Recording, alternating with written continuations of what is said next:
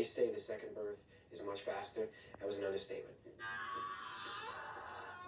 Understatement for sure. A home birth is planned for Veronique and David Larico, and this baby can't wait a minute more. It was even beyond the point of being nervous. I was like, okay, this is happening fast. Their support system is on the way, but will they make it in time? Home birth drama coming up next on A Baby Story. I need a brush. Go ahead, let your baby out. Let your baby out.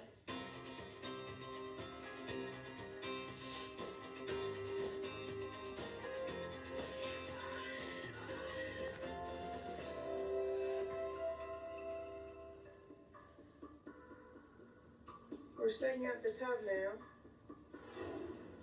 We don't know if labor is starting, but it definitely will be starting soon. This is my second pregnancy, and we are planning on having a home birth, and we would love to have this birth in the water. Hold this. When you tell people that you're having a home birth, they kind of look at you like you have three heads. They actually wonder if it's really by choice that you're doing that. This is the home birthing kit. When you're planning on a home birth, yes, you have to find a midwife that does home births. Then when you get closer to your due date, you have to get a birthing kit, which is a bunch of supplies that she's going to need to assist you in the birth. Surgical gloves, a turkey basted, plastic drop cloth so in case we decide to paint. Anything else? Here's the baby's tag. Our midwife is Martha Ruth. Martha is great. We loved her straight from the beginning. She is very nurturing and very calming, and she has such a great deal of medical knowledge. We felt so comfortable with her, with the fact that she was very, very relaxing, but also was going to react if something was going differently to our plan.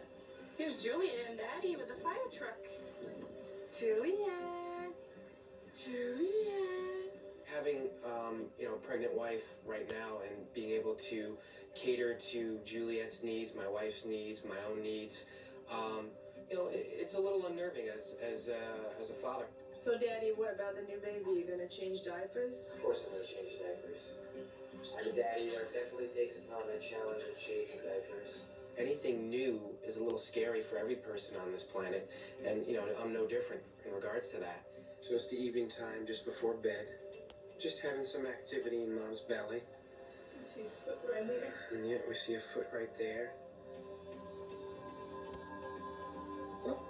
And we see baby moving inside Mom. Nice and gentle. It looks a lot more than what it is on camera. Since David and I are chiropractors, he would adjust me throughout this whole pregnancy.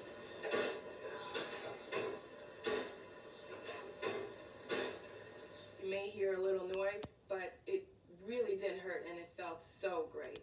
I worked on my wife quite a bit, especially more towards the end, because obviously as she got bigger, things started moving, started becoming a little more uncomfortable for her. You feeling pressure? It's definitely not contractions. I'm really just making sure that, she was as happy as a clam, as we'd say. So, guys, it makes them real happy. I have been a little anxious lately, having trouble sleeping at night because my brain just won't stop. There's a lot of things that comes with pregnancy that are not always that convenient. I've noticed today that if I don't empty my bladder every 15 minutes, it will just leak. A little bit of bathroom issues. So when do you feel that the baby's gonna come? Once you pass your due date, you know that every day could possibly be the day. Let's see, today's Tuesday. Later this week. Everything was good, and I started feeling kind of like gas pain. It was very irregular too, but it kept carrying on though until 6. So by 6:30, I said, I'm just gonna go take a bath, and maybe that'll loosen the bowel, and I'll just go to the bathroom, and we're all gonna be fine. David came home around 8 o'clock, And I told him, I said, you know, if it continues on, it may be labor. It really felt like, you know, this like sharp 2-second gas pain you have sometimes. It felt like that. So we took it from there. Around 9 o'clock, I called Martha. She paged me to tell me that she was feeling like she was constipated, had some gas pain. So we both agreed that the best thing was for her to try to get some sleep, and if anything changed, she would call me. But she did say, though, if I were you, I would start setting up the tub. Then it goes in the middle of the floor. When David was setting up the tub, it was quite funny because I was having contractions every 2-3 minutes and still thinking, well, it's probably labor, but goodness, it feels like gas pain. And I hope I'm not setting this whole thing for nothing. Just turn the floor on. How to make your home birth tub for dummies. Little did I know, about an hour later, I was going to get into that tub and give birth to my baby. She called me again at about 11 p.m. and said that she'd had a little bit of show. So we both went to sleep. I think everybody went to sleep. So I tried to sleep, and I was woken up like every 10 minutes by the contractions. And as the time went by, I realized that they were like 3 minutes apart. I'm sure as my wife maybe would have told you that I can sleep through a bomb going off. At midnight, she's counting the contractions, so like I said, I'm just gonna take a nap. I'm looking at the clock, 12:30, then another one at 12:33, then the other one could have been like 12:37. And then after like the third one, I'm like, okay, this is it. This is definitely it. Now at that point, They say the second birth is much faster. That was an understatement. Wake up, honey. I think it's time now. Just time? now this gas pain that I thought it was, now was like becoming the worst ever gas pain ever. Then later picked up and it was so quick, I was a little nervous. And it was getting to be not just fast, but it was getting to be pretty intense. My mom was here and we called David's mother also.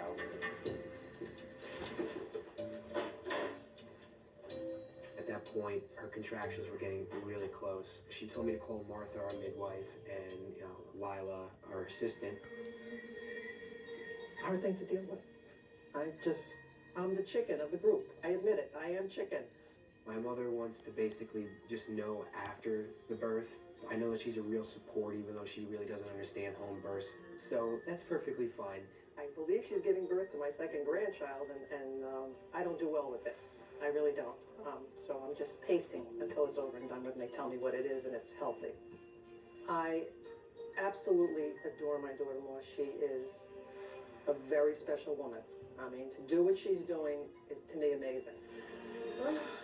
Our relationship from the get-go was just, it was easy, and it just flowed. Hello, honey.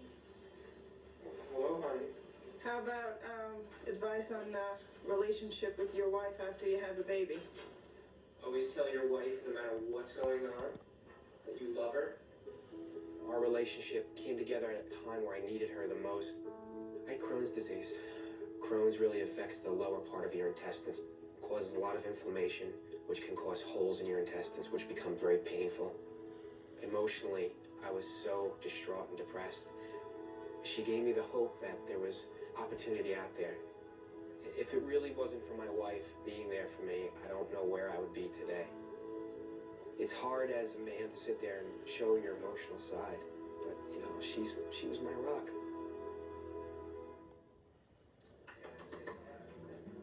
Peux-tu beau sourire, toi, ce matin? Irma Boulay is a rock. She's a former nurse in Quebec. She's going to pretty much be taking care of Juliet, feeding her, tending to her needs, and letting, Martha, Lila, and Debbie do their magic right now. Le chef, les petits pieds.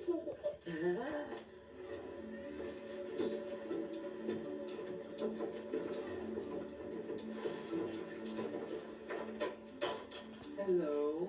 Right this way, please. How's she doing? She's having a baby. I just got here, and Veronique is obviously in very active labor.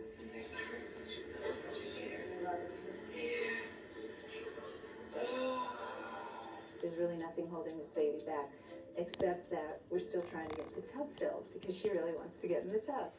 Since it's watery, it's good and hot, maybe we could go ahead and add a few containers of cold water. It's too hot, but we want to keep the hot water.